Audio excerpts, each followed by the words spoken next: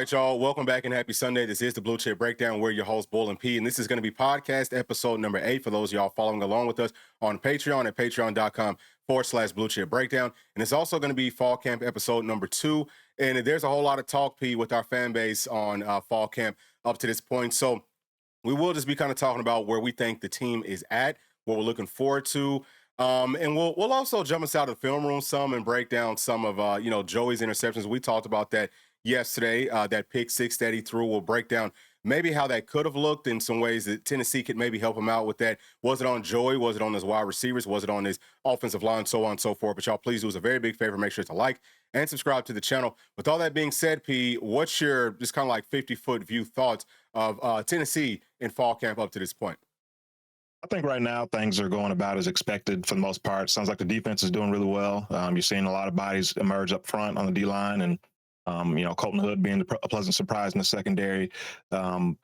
You kind of hate to see all the guys missing time, but that's to be expected. Keeping guys healthy, getting them ready for the season, and then offensively, still kind of about what I expected. Maybe the receivers a little bit underperforming from what you would expect, but the quarterback competition kind of going about as expected, back and forth between Jake and Joey. And then the running backs look good overall. So, and of course the O-line is about like what we expected as well, looking really good, especially in the run game. So overall, about where I expected us to be. We're going to have a good, last 2 weeks to get ready for the season though. Yeah. There were some people that were freaking out that Tennessee's defense sounds like they were dominant in our first scrimmage yesterday. And we talked about it, man, that the defense should always win those opening scrimmages. Defense is always going to be better than offense early on. That's almost on like every single level of football. And now people are maybe starting to chill out with it because they're seeing from some other teams, same thing's happening. Okay. Like the defenses will win. That's very, very normal. So we're still on pace, but I have some pretty, I'm not even going to say, I don't know if it's pretty big question marks, but I don't know if in some of the places we're quite where I thought we'd be at this point. We'll see. Actually, this upcoming week, it's going to be big. So let me show y'all the calendar for the month of August. And, it's just, number one, for the first couple of weeks, we're just trying to figure out who's who really on that first week. So what practice started on, I think the 30th or the 31st, whatever. And just kind of trying to figure out, who do you have? You obviously have a pretty good understanding of it from spring. You might have some new people that you haven't seen go quite as much. You want to see how do they fit in. And then second week, you're still trying to get that figured out. Have a better understanding, P, I would think, of who should be where. Also, in that second week, which is what we're coming off of, you want to start to get healthy. So we saw people just kind of like sitting out. I'm anticipating, P, that in this upcoming week, we should see more people coming back because this is really like the final week for you to find out who those starters are. And, the quarterback competition, that I think that's going to be an ongoing thing up until that fourth week, when you should be able to finalize who the quarterback is. And really, like, over the course of this week, you should start being able to figure that out. But then on that fourth week, you should start doing some game prep stuff. If they don't start some this week, P. And with that being said, you obviously need to know, hey, who's going to be the freaking guy playing at quarterback? Because it's hard to get some real looks with your offense if you don't, if you keep on rotating in different quarterbacks. But what do you think from just the standpoint of how this schedule looks, Pete? Well, big thing for me is I want to see the offense really start to gel and click now as we're heading into week 3. To your point, though, switching quarterbacks and then obviously seems like we're missing a different receiver every single day. So not having the same group of receivers, having a new center, kind of switching a lot of different things. There's a lot of moving pieces right now. To your point, as we're still trying to find who are our best 11 on each side of the ball. But this is a week I really want to see a quarterback start to maybe separate himself from the group and show that he's the guy, whether that's Joey, whether that's Jake, whether that's freaking GMac. I mean, somebody's got to really start to separate and take over this team. But from a schedule standpoint, man, like, I think you have to finish this third week off strong, right? Have a good third week of camp, and then probably, like you said, next week is when you really start to prep for Syracuse, and then maybe sprinkling some of that stuff in without the team even really knowing about it. You sprinkle it in during your team periods. You might throw some plays that they run, whatever. You kind of start to sprinkle it in, but next week I would expect to be heavy Syracuse prep for sure. Yeah, and back to the point about the injuries and people needing to get healthy. You talked about there's a lot of wide receivers that have been missing time. Who do you think that is going to get to go this week off of this list here? Because, I mean, really, for me, one of the biggest issues is that it's not just about Tennessee's wide receivers being banged up, but also Tennessee's cornerbacks. Like our cornerbacks, it's getting pretty low on depth. If we were to play the game like this weekend or even last weekend, I mean, who would really be out there for you that's a full go? Now, some of this stuff, these guys can actually play through it. It's more like a pain tolerance deal. But at the same time, they're not going to be 100%. This is as close to 100% that the football team is going to be once we get to kickoff. After that, everyone's going to be playing through some nicks and bruises and all of that. That's just how football goes. But who do you think we should be looking out for to be back for us, P, in this upcoming week of fall camp? Um, I'm hoping that Josephs is back. I'm not sure exactly what his deal is. Hopefully he didn't have a procedure or anything like that, but hopefully he's back. I think Staley will be back. Gibson, William Wright, Jack, I think he'll be back as well. Brazel, I don't know what his deal is either. We kind of thought it was going to be a quick thing where he'd be back, after a day or two, but he's still not back. So I don't know if he's going to miss all the camp or what his deal is. Kitzelman, he's been there. And then, I expect Redmond and T-Lander for sure. I'm not sure what Brian Grant's deal is, but I said the guys I don't expect back would be obviously Jamad, Christian Gass, and that's really it. And then Brazel was I'm kind of up in there because I don't know what his deal is, but he needs to get back because he's a guy we want to see take a big step. So him missing time is not a good look for this offense. Yeah, so he had like a minor surgery. So I said I was going to ask, I was going to try to figure it out, but I haven't had time to get that done. But we will figure out what it is. I think that he should be back. It sounds like he's been just like going through like the that period where he's wearing his helmet, running around and all that, which is that tells me that he should be back in practice. We'll see how much does that help Tennessee's quarterbacks out. I actually think that him and Joey, and really him and probably any of those quarterbacks, he's going to be one of the guys that you want to try to throw the football to because he's that jump ball guy. 50-50, that should be his like specialty. And with some of the new wrinkles in Tennessee's system, I think that we can do more of that. But he should thrive. He should most definitely thrive. And I think that he's going to come back and he hopefully will be turning some heads. And Joshua Josephs, he's a guy that, I wouldn't be shocked if they just hold him out just because he's played so much football. He's a redshirt senior, P? Is he a 5-year guy? So I think him and James Pierce were the same class, weren't they? Oh, okay. Yeah. So this is just his 4th year. It feels like he's been here for such a long time. I feel like he's been here forever. All right. So, yeah, but he's done enough. He doesn't really need to do the training camp. You see that a lot with these NFL teams, right? Like those veterans. They don't really, like, a lot of times they're going to be sitting out of fall camp because, man, look, it's better for them just to manage their workload than it is for them to go out there and get pretty much meaningless reps for them, right? Yeah, I would not be shocked if he's not back this week. At some point, I would say if it's not this week, then definitely next week he should be doing something. But, it might be extremely, limited. So, yeah, outside of that, I would think that most of these players should be back. And Tennessee's going to be fine. It's just all about trying to manage these bodies. Man, cornerback, Ricky Gibson, I don't know, actually. He could be a guy that maybe he sits out longer. Honestly speaking, you might want to try to hold him out longer, just make sure that he's perfectly fine. Because from what it sounds like, it might be some type of a lower body deal. If it's a lower body deal playing a corner, that you want to get that fixed first and foremost, because over the course of the year, that's only going to flare up. So wouldn't be shocked if he's not back, but that might actually help us out just because the younger cornerbacks, they get more opportunities. But by kickoff, most of these guys should be back. So we also talked, P, about the quarterbacks, right? Like we talked about how that's a competition, and I have some more thoughts on it, and I'm sure that you probably do too. We're going to break that down just a little bit more, but I did want to jump inside of this. I wanted to jump inside of the film room and take a look at Joey Aguilar's interceptions that would have been similar to what I thought, or for what I think it might have looked like with the pick six yesterday. That's typically going to be on outs, right? If you're throwing a pick six to a cornerback, I would say most of the time it will be on an out-breaking route. So we'll look at some of those. We'll look at the down distance situations and talk about what Joey Aguilar maybe could have done better, or was it on him? Was it on his teammates? So on and so forth. And we'll also take a look at some of the other out-breaking routes that he threw that were interceptions, or maybe not even out-breaking routes, but outside comeback routes going to those cornerbacks. And over the course of the past couple of seasons, P, he didn't have that many picks in this area. Not really going to the cornerbacks, which I think could be kind of a positive thing. But let's go on ahead and start this thing off. So what we're seeing is we're going to start off with the outs. This is the second quarter, 9 minutes and 30 seconds left. App State's winning 10-7. This is a 3rd and 6. All right, so very early on in this game. And with this first play, what we're going to see is the football is going here to the guy that's highlighted in gold. All right, you see the safety slides over, and if you look on that right side, you see that the cornerback he's circled in that red color. He's squatting. You never ever want to throw an out to a squatting cornerback side. That looks straight up like cover two on that side.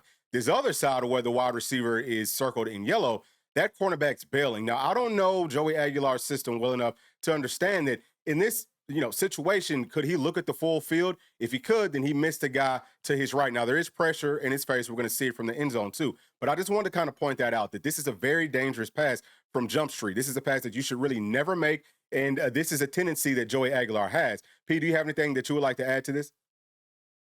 No, not really. I mean, it looks like tough to tell, but I think it was like a three-step drop pretty much, and a good cornerback. I mean, if you're taught to read through the three steps, so if he's reading through the three step, he's kind of breaking on that route already. You can kind of tell before he's even thrown the ball.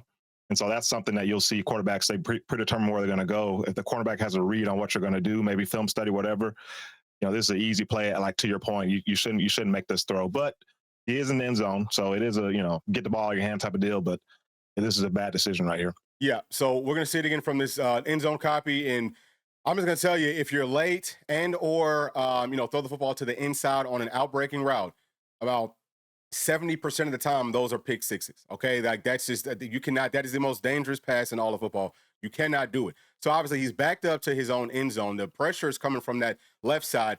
Now, the offensive line, P, they're sliding to the right side, which means that running back should be going over to the left to pick up that blitzing linebacker. Now, I don't know, again, if Joey Aguilar has the freedom to be able to move that running back to the left side. But if he did, then this is a mess up by him. So this guy's going to come through clean. The tight end also could have chipped him, which he doesn't do. All right. So here he's throwing off of his back foot inside of his own end zone, and he doesn't throw this thing way out of bounds, which is the only thing that he really could have done at this point. If you're looking to the side where the blitz is coming from with no one to really pick this up, actually running back does a decent job picking this up. You can't throw it like this and try to make a play here, right? So some of the stuff that we'll go through is going to be him just trying to force things.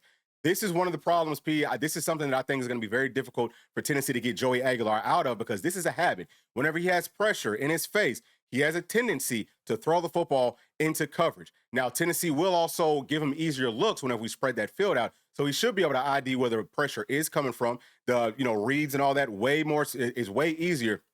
But whenever pressure is coming, you know what I'm saying? Like pressure bust pipes, it's going to take him a while. And I don't think that we have nearly the time that we would need to get him out of this by kickoff. So maybe by midway through the season, maybe he's out of it, but it takes a while to get people out of the habits whenever you almost feel like, man, my life is in danger, right? Like that's that. I mean, obviously you don't really think that, but your body will move like that. Like, oh, that's how you jerk and quick. So this is what he's doing. I think that this is a really bad pass, obviously, because it's to the inside. It's late. And this is what happens. But P, what would you like to add to this? I would like to see him do a better job pre-snap. I mean, that's something I've been wanting to see from a quarterback for a while, is pre-snap recognition. Mm-hmm. I'm not sure if that blitz was shown, like if it was a blitz, like if you could tell he was blitzing pre-snap or what. Yeah, I mean he's showing it right there. Yeah. So let me try to get it back to the start. Okay. So this is about where the start is, and we're gonna watch and see that. So obviously, that might be a safety, P. I think that might be a safety that's coming down into the box, and I'll actually highlight who we're talking about here so that people see. I think that it might be this guy. I'm not quite sure at this point, but we see a guy coming down. Okay, yeah. Yep. So safety comes down. It's obvious to me, P, that he is blitzing. Showing it. I mean, if that's the guy, isn't that pretty obvious? Yeah, it's pretty obvious. And so, you would think as a quarterback, I think Tom Brady said it. You hear all the greats say it. I'm not snapping the ball until I know what I'm seeing, what's happening, because he had the tight end. You see the blitz coming. The tight end's running a little out route right there. He's going to be there. He's going to, because look, the guy's inside who's covering the tight end, inside backer. So that's going to be right there. Boom. Oh yeah. Pick it to him right there on that break, and you're out of the end zone now. You know what I mean? So I want to see pre-snap recognition. And I think it's going to make the offense way better if we get that from our quarterback. Yeah. So, and this is something else too. Like we touched on, P, that our system, it is different, like our base system, but we are adding some pistol, which Joey Aguilar runs. He didn't run it on that play, but some of these same types of reads where it's more like full field stuff, where you actually have to process. Excuse me. That's something that on that play, that's just one play, but it did not look good. So this is the next one. And App State's losing 21-0. I think that's Georgia State, P. Wait a second. Is that Georgia State? Because that says Jaguars. Georgia State's the Panthers, right? Yeah, Yeah, that's South Alabama, I think. Oh, okay. My bad. Mhm. All right. So either way, all right. This is 3 minutes left in the second quarter, and it is 2nd and 5, and the ball's on the 7. So they're actually about to punch this in to try to score and try to make some ground. So this is a bunched up set. That's where the football is going. Typically, with the bunched up set speed, everyone in the world knows that it's probably going to the outside. Okay, something's probably going to the outside, so things are covered up. Now Joey's trying to make a play here. This is what he says. Hey, I'm going to bet on me. All right, I'm going to bet on me. I'm going to bet on my guy, and I'm going to throw a very difficult pass. And these outbreaking passes even more difficult whenever the field shrinks up. So either way, that yellow circle, that's the spot where he's kind of like that's who he's throwing it to. But then that little red and green small little square, that's the window that he has to throw the football to. This has got to be low and to the outside. And he's late and he's back to the inside. So we'll say, and like we said, typically pick sixes. Now, actually, App State does a good job of making a tackle there. Horse collar, but hey, whatever you got to do to stop pick six, that's what you do. Now, here you can see, again, he's throwing it like he starts off on that opposite hash, throwing a very long pass on that out. He moves back to the middle. Even if you have perfect fundamentals, P, and you're throwing with your feet square and all that, that's still a really tough pass. He's throwing it off platform with pressure, and it's just not a wise choice. This was what, 2nd down? Throw it out of bounds, and let's not try to force things. So this is a situation that he really didn't need to force it. Yes, his team is losing, but you can't, even if you score on this drive, you're not going to get 21 points, okay? Like you got to, at bare minimum, come away with something with 3. So late into the inside, and if you do that in this league, that's probably going to be a pick 6, okay? Those Sure. guys can fly. So was it anything that you wanted to add there, Pete? He has to have better situational awareness, man. Like you can't try to get all back in one play, like you said. Just throw the ball away or take the sack, whatever. Don't cost your team when you're about to score. You know what I mean? So and that's what we've seen on film. He has that tendency to do that. Can he clean that up? Will be the big question. Yeah, and so we will continue to kind of like talk through more of this, and we'll break down where we think Tennessee can help him out at. Haven't seen that quite yet, not with those first 2 passes. But this is a game where App State's losing 35-17. 7 minutes left in the third quarter, 1st and 10, balls on the 25. And so look, number one, this is kind of spreading the field out more. So this is what he's going to get playing at Tennessee. So this is a much easier picture. You can tell, well, look, there's 2 safeties deep, cornerbacks playing off, probably going to be some type of quarters coverage, right? So you know going to this guy up top, okay, this out should be there. As long as no one comes out to the flats and someone's occupying him so that he can't get to the flats, then you know that the out's there. So this was the right choice. I would say that Joey figured this out quickly. He throws it to the right person. Obviously, cornerback is driving, but you can make these types of passes. He was on the short side of the field. To me, P, this is more on that wide receiver. I mean, you got to help your quarterback out some. I mean, you can't just let a guy go straight through your back and make a pick. But what do you think about it, Mhm. Pete? Well, if you go back to the wide copy, you can see that corner a little bit better. So it's kind of tough. Like I don't know what the quarterback's looking at, but I think you should be looking more so at the defense and not your receivers. So the corner, he never really moves. He kind of sits there. So maybe pre-snap it looked like the right read, but if you look at it post-snap, looks like that corner sits there and like Oh, yeah. his body language. I mean, he's going to be all over that. Yeah, So squatting on it. yeah. So I don't really love the read there, but I mean, but to your point, the receiver has to help your quarterback. You can't just fall down and let a Yeah, guy no, run through and you know run what? through your I back. think that was very, very well said. I think that it's more of like a good play by the cornerback, just kind of like IDing what's going on here. Mhm. Which, yeah, that's true. But where else would Joey have maybe gone in this situation? Do you think maybe he could have waited and saw where else, saw who else was open? Because I mean, he's going to have to try to make some of these difficult throws. Some, you know what I mean? Mhm. Yeah, I mean, I would like to see guys. I mean, I don't know if they're running routes down here at the bottom, Mhm. but I mean, heck, he has a pretty clean Oh pocket. yeah, So I mean, yeah. I mean, he you definitely know, could have hit this guy. I would say that this guy yeah, here, he was probably more yeah. open. So But it could be similar to how we run our offense, where we're just telling them, hey, you got 2 reads, read, or basically 1 read. You throw it yeah. here, or here, and so he didn't have an option. Maybe I don't know, but I would like to see guys be able to come off of it and go to the other side. Yeah, for sure. All right, so this is verse Georgia Southern, and this is like bitter. They hate each other. So you can see the App State is down, but they're still like in punching in punching distance. This is the third quarter. It's about 12 minutes left. 2nd and 10. Balls on the 19. What I'm already starting to pick up is it feels like on 2nd down, might be based off of their offensive scheme. They like to maybe throw the ball on 2nd down too much, but it does feel like a lot of his interceptions are coming on 2nd down. That's another thing. I would feel much better if, hey, he's throwing interceptions and man, this is like a game like a game-winning situation. I had to throw it up and let these guys try to make a play. But that's not what's happening here. So this is a one high safety look. Cornerback's playing way off. If you're going to be throwing a quick out, this should be there. Okay, if you can be accurate with the football, this should be there, right? So chooses the right person. That's just a horrible pass. So the football's late and to the inside. And that is, I mean, he's lucky that this isn't a pick six. The spot to the left with that red and green square, that's the spot that he should have been throwing it to. Doesn't do that. On this level, that is a pick six. Okay, that is to the house. And that's high stepping it to the house. That's pointing at you to the house all the way there. You know, you just cannot do that type of stuff. Was there anything that you wanted to add, P? I mean, that's what Halsey and Heupel are trying to get out of him is his fundamentals. Now, just looking at it with my naked eye, I don't really see anything with the fundamentals that maybe was bad. But like whenever you're missing throws like that, it's got to be something of your mechanics or something. You know, maybe he's kind of falling away from that throw a little bit. I don't know, but that's what Halsey and Heupel are trying to clean up before game one. So excellent point. Yeah, because that is something that they will get cleaned up. Is that they're really good with the quarterback. Yeah, I mean, I don't know. I mean. Yeah, the only thing I could say is maybe, like, if you look from the other angle, it looks like maybe he kind of falls away as he throws it. Yeah, he's kind of like a little bit. I mean, I don't know. Fading away with it. You would think that would carry it more outside, but I mean, I don't know. I'm not sure. That's something they got to get cleaned up. Yeah, but something probably is wrong, Pete, to your point, that we can't necessarily see because we're not like quarterback gurus. So yeah, I think the Coach Heupel, Coach Halsey, they can maybe get him out of this. But yeah, I mean, you just cannot do that. You know, and with Tennessee throws a whole lot of those types of passes, like a lot. Okay, a lot. And that's why it's important to have a quarterback with a really strong arm. You know, people look at those passes and say, oh, well, that's a really easy throw. No, dude, that's like a 30 or 40-yard throw, and people are sitting on it. You know what I'm saying? Like, you got to get it there right now. And it's also got to be accurate. So these are now comebacks. This is a tied ball game heading into halftime, 40 seconds left, 2nd and 10. Whole lot of second down stuff. Whole lot of that.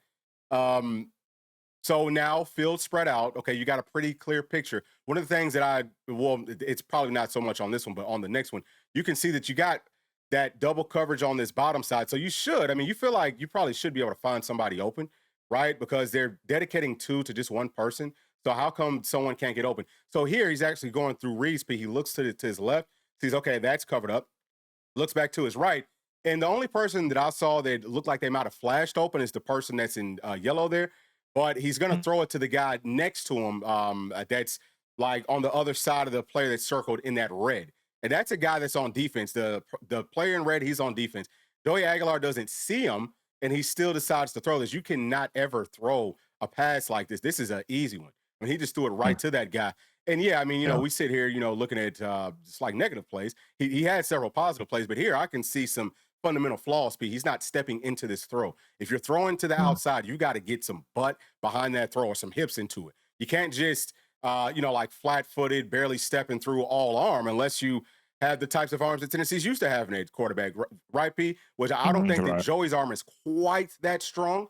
So he's going to his fundamentals have to be even better, I think, to operate Tennessee's offense. But what are you seeing here, or like what have you seen up to this point?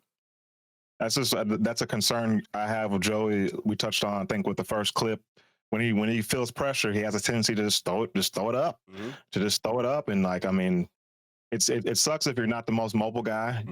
Like you feel kind of helpless, but sometimes you just got to take a sack or something, or find your check down or something. But you can't just throw it up for grabs, which he did a lot on film last year. And that one actually looks like it might have been tipped. You know, it looks like the defensive lineman might have got like a little piece of that. But yeah, that does concern me. That he can't, because dog, like you gotta buy a little bit of time and throw it out of bounds. That's a second down situation. They're almost in like field goal range there. Like you need points.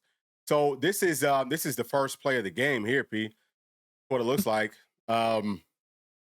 Okay. So what do we have? All right. So this is a pretty easy read, right? The field is spread out, pretty easy to tell what the defense is doing. This looks like this is man, some type of robber or something, but pretty much man on the outside. These are the types of looks that he's going to get with us, Pete. And like we talked about with those choice routes, this is about how the choice routes look. It's going to be like one side of the field read. You're really only looking at one person. There's a person that the football is supposed to go to, and then there's someone else that's supposed to be making the space for that. So it's like there's no real reading to it. It's just about, can you throw these passes, which Joey can. This is not a horrible pass. I would maybe say could have been better, but maybe the wide receiver could have been better too. We'll see it again from this angle. He's got plenty of time, stands up straight. he should have thrown it more to the outside here, right, P? Because Mhm. obviously the defense is playing on the inside of that. So he's just got to be able to, that's nothing but like a 10, 15-yard pass. You have to be able to do better than that. But what did you see? Just you see the inaccuracy showing up, but you have to go back to the start of this one. This one This is here? what I mean. This wide copy. Go back to the start Okay. of this wide copy. This is what I'm talking about when I want to see better pre-snap processing. So you know your routes, right? So look at the corners, right? We know they're in man, and you know the routes. So if I know I got like a curl from the outside guy and then I got a quick out from the inside guy, in my mind, I'm already thinking, well, that inside corner is about to get picked off, and this guy runs the out route. So you should already be anticipating that out route's going to be open as soon as he breaks, because he's going to get that corner's going to get picked off. You know what I mean? So like, I think as a quarterback, you've got to have a better understanding of what you're going to get. Boom, Yep. stuck that guy right there. You know what I'm saying? Yeah. So I thought he did a better job processing than what we're seeing right here on film. But I think you got to be better pre-snap if you're going to be successful in this offense. Yeah, for sure. And I mean, these are just negative plays. Obviously, there's some that we could show that he's doing well in, right? So I'm just my biggest thing was just to, because I'm going through P and I'm looking at, okay, is this a really bad tendency for him? What were the real issues here? Can Tennessee get him out of some of this stuff? I think that some of it is just like fundamental stuff. Some things are, the offense might help. Other things, I don't know if the offense really is, because if you're going to be like, your arm has got to be really strong to be able to operate Tennessee's offense with things spread out. It's a whole lot of wide passes. But we're going to go on to this one here. So they're losing by 14. It's 5 minutes left in the third quarter. It's 1st and 10, balls on the 25. So this is one here, P, where you got one-on-one coverage down bottom. So this is really nothing's open, okay? Like if you look, the only person that might, to me, look like he might be able to come open at some point would be the guy that's more in the middle, like on that dig. You would hope and think that, hey, man, it feels like maybe Joey could maybe use his legs here some, but he's not going to be the fastest guy. But on this sort of a look, it's 1st and 10. Dude, just get us 2 yards. I mean, can you get us 2, or can you just throw it out of bounds? That would help out. But this is not a guy, this guy that's in yellow. Do you think that he's open, Pete?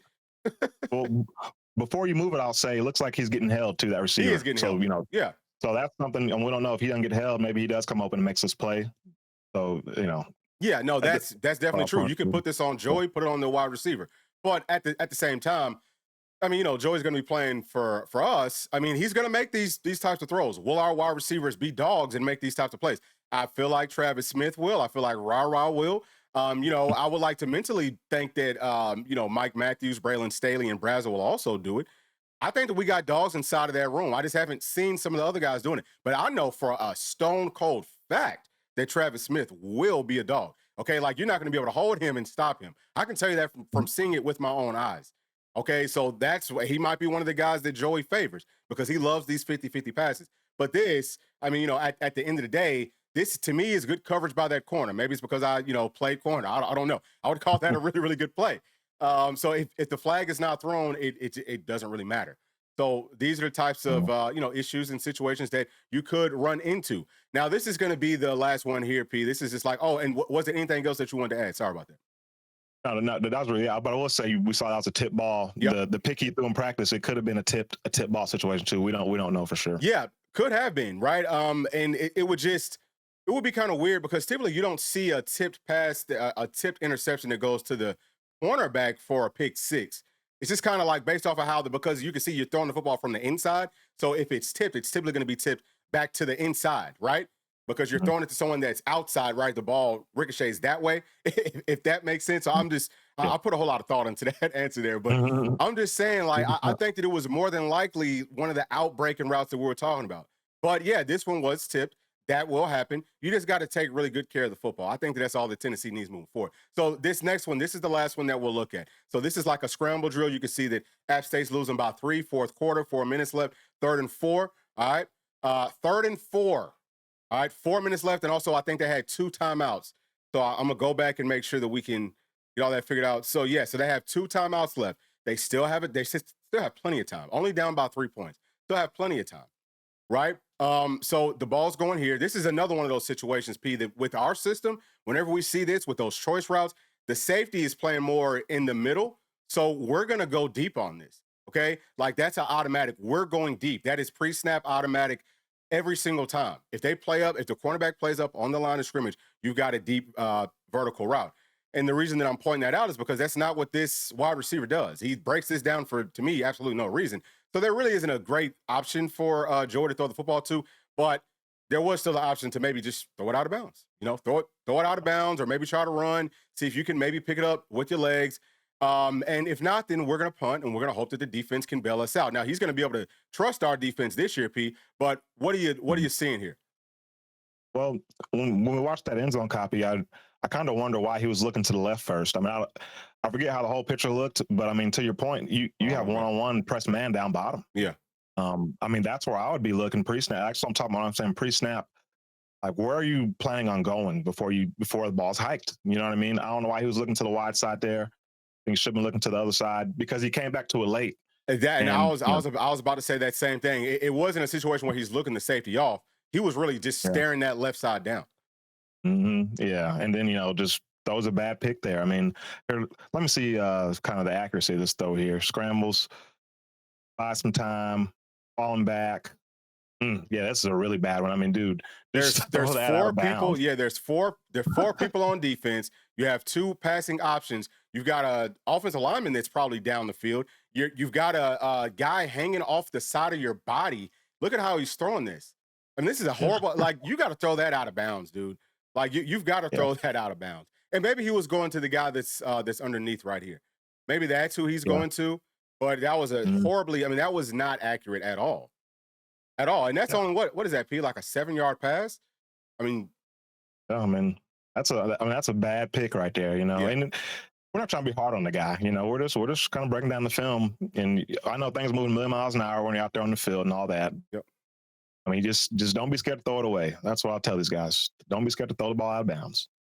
Yep. But so with all those things being said, just wanted to kind of fit that in there very, very quickly, just to let you know that, there are some things that Tennessee could maybe work Joey Aguilar out of. There might be some things with our base scheme that could help him out as far as the reads, like the pre-snap stuff, because he's not going to be asked to actually read the field as much in Tennessee's base system. There is no real processing to it. But with the pistol element that Tennessee's, I think, going to have to probably run more of this year, I think that our personnel fits the pistol actually better, than it does with our base scheme, because we don't have a quarterback that's got like a super rocket launcher arm, which is what we're used to having outside of GMac.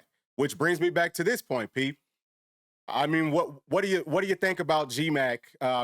Maybe being that guy. And let me kind of finish with the first thought on Joey. All that I'm saying here is there are some things that Tennessee, I think, will help him out with. Some of it is just going to be more like, hey, this is just who Joey is. It's going to take more time for him to get out of that. Maybe if we can find a way to have a good season up close to like the end of the year, Joey might be out of all that stuff. Like, this will be a very dangerous team at the end if Joey does get the start. But what are you thinking, P? Like, do you think that, maybe GMac should be getting more first-team reps? I mean, I don't know. It's tough for us to tell. Obviously, we don't get to see practice. We know Joey threw a pick, but, I mean, it doesn't necessarily mean he's doing a bad job or anything like that. So, I mean, it's tough to tell, but, I mean, it sounds like GMac's doing really well. And I do kind of want to see GMac. Like, I want to see him get more opportunities with the ones and see what he can really do. But, I mean, I don't think Joey's doing bad, so I think you let them keep competing. But for sure, I don't know how you divvy it up, but you got to start getting GMac some of those first-team reps too, and then let these guys start to separate. And just focus on 2, whether it's GMac and Jake, or whether it's Joey and GMac, whoever it is.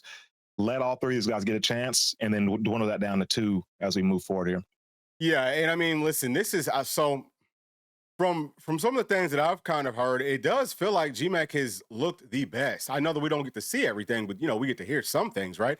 It feels like GMac really has been the best looking quarterback throughout all of fall camp.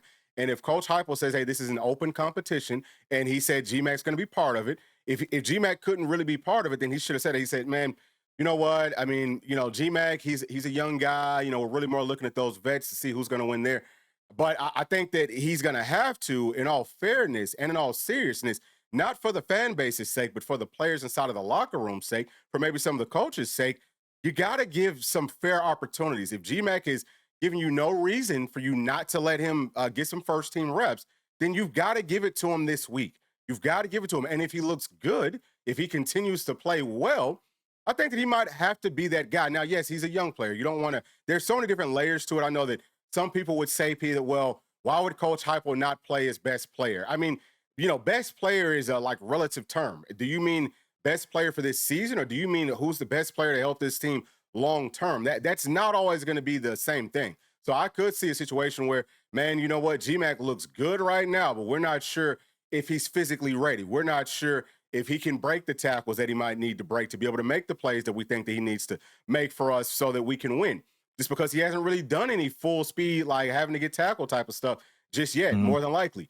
So there's just so many different layers to it. We can't quite call it. I mean, I'm going to be, whoever Coach Heupel rolls out there, so he rolls out there. I would say that maybe, maybe like almost worst case, maybe for Tennessee would be if Joey Aguilar or maybe even Merck, who, if Joey Aguilar threw a pick six yesterday and Merck looked worse, they're saying that Merck probably had the worst day yesterday in our first scrimmage, and he's been here the longest.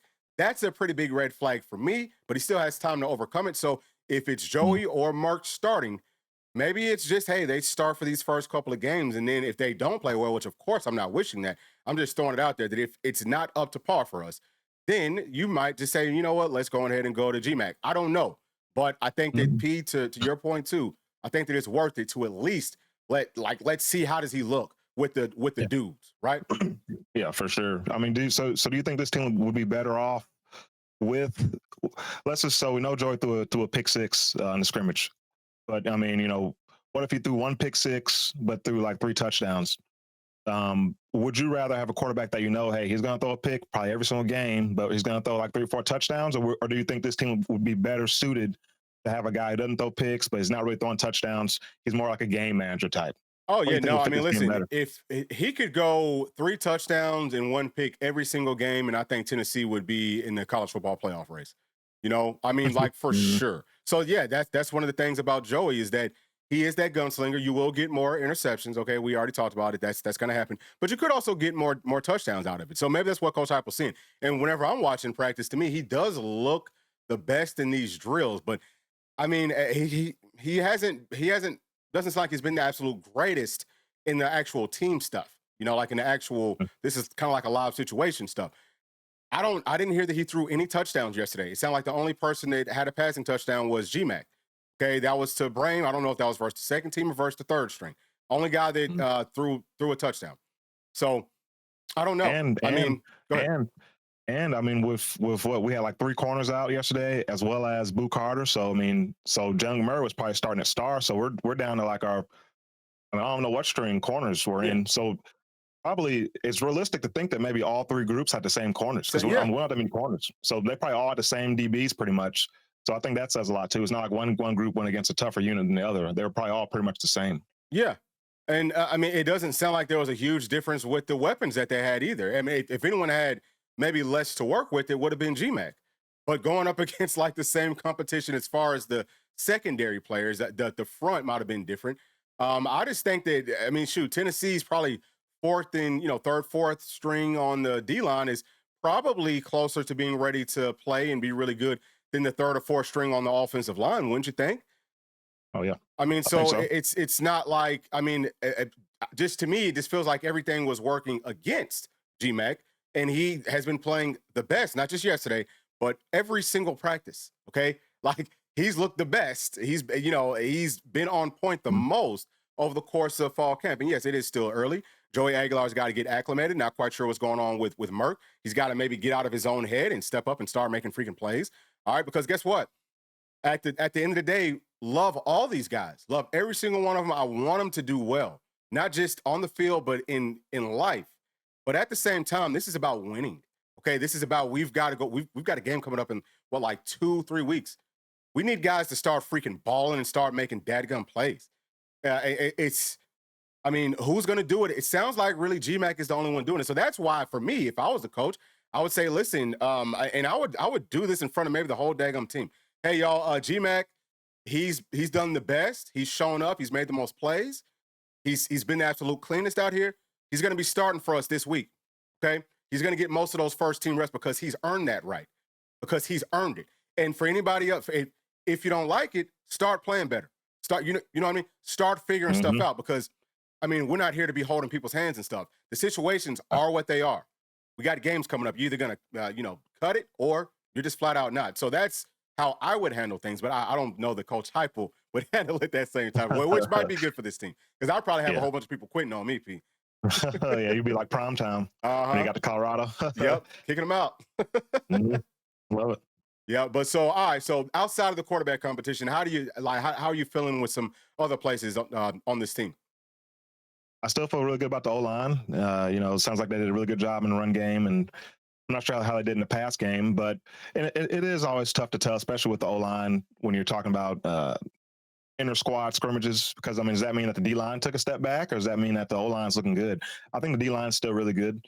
I think we're good on the interior, we're good off the edge, even with a couple of guys out in the scrimmage. So the fact that our O line was able to get good movement against those guys, I think, is a good sign for the offense. Sounds like the running backs had a really good day. Didn't hear much about Peyton Lewis. I don't know if they kind of limited his usage or whatever. I expect him to have a big year. Sounds like Starr had a really good day. Thought it was interesting that It sounded like Brame was the number 2 tight end ahead of Jack. It sounded like they said he was getting some first team reps. Yeah, so Jack didn't play yesterday. Oh yeah, that's right. Okay, makes sense. Okay, yeah, but yeah, it's good to see that Braham's doing well. Hopefully, he can continue to be physical and in the run game because that's the only thing holding him back. So overall, man, this team, we still got to figure out our identity on the offense side of the ball. Especially with the quarterbacks. I know it's tough. Receivers have been out, but I mean, pretty much like we talked about coming into camp. What do we know about this team? Run game's going to be there. Defense should be there, and that seemed like it was true through the first scrimmage of camp. Yeah, and that's the part of it that as a Tennessee fan you have to feel great about because we understand that championship teams are built in the trenches first. Both sides, P. I mean, our trench play should be excellent. Also, being able to run the football, stop the run, and just having a good defense from top to bottom. And I think that we should be. I mean, look at these guys. We got dudes up there. We do. Excuse me. So yeah, this is a place that I mean, Tennessee's going to be fine.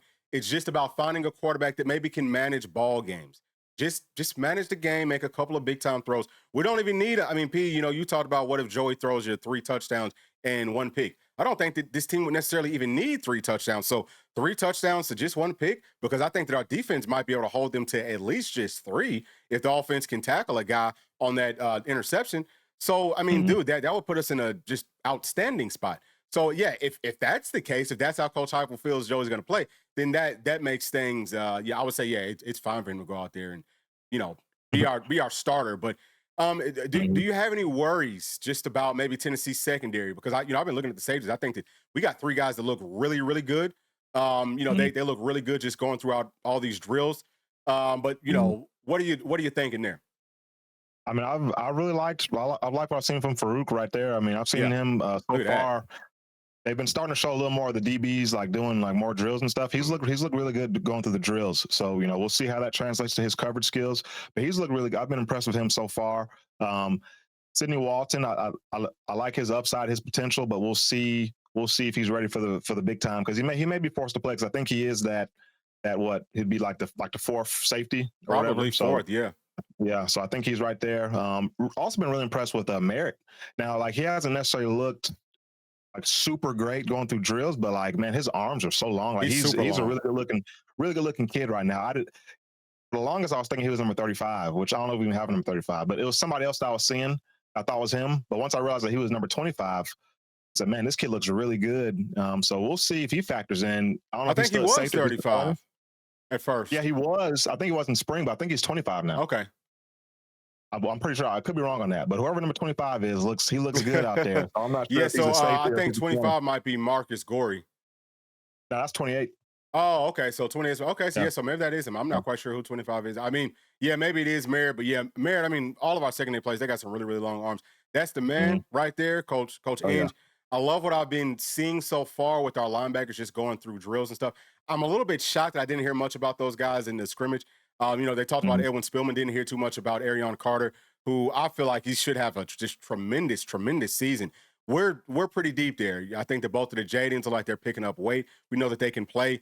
Brendan Ames, I've seen it looks like he's gotten better too since spring practice. Looks like he's taking some strides. So it should be a really, really deep room. Bolton, he's got that neck pad on or whatever, makes him look a little bit bigger, makes him look tougher. Not that he didn't already look tough. He's another tall, long guy who can move, I think, pretty well out in space. I think he could play Mike or Will for you. I mean, we've got some pieces. I really think that this team is just having a quarterback that can manage ball games and having some wide receivers that can get healthy, stay healthy, and make some big time plays for you, right? But make the 50-50 catches and then take the hitches, take the slants. Like I always say, take the drags 20, 30, 40, 50 yards. If we can find that, this team's going to be way better than anybody thinks. So it's definitely not like a doom and gloom thing. Of course, we're going to go through and highlight the negatives and highlight the positives, right? Like we still love this team, all that, so on and so forth. But that's pretty much all that I have, P. We have a pretty good layout for what the, for what we think will happen next week and for maybe like how the reps might look and all of that. We kind of touched on that. But is there anything else that you might want to add right here at the end of this thing? Well, just going into this week or next week, there's 25 right there. So I think that's merit. But just going next week, man, things I'm looking for. I want to hear more about that quarterback competition. Are they letting GMac get some more reps, or is anybody starting to separate and be more consistent? And obviously, would like to see,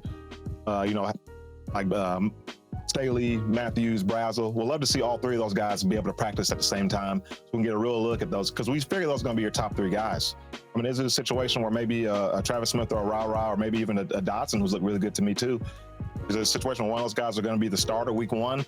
Not sure. Or even, I always call him Fred Weary. I forget his first name, but I think that's Fred Weary's son. Is that his son? Yeah, Trey. It is his son. But he looks good too. So we'll see. But that's going to be my big focus point of this week is, will the offense take a step forward? Yep, that's all that we're waiting on. And I would anticipate that they will. Typically, you have a huge jump with your offense from the first scrimmage to the second scrimmage, like a huge one. So I think that we might have some fireworks in the next one. I'm not quite sure when that is.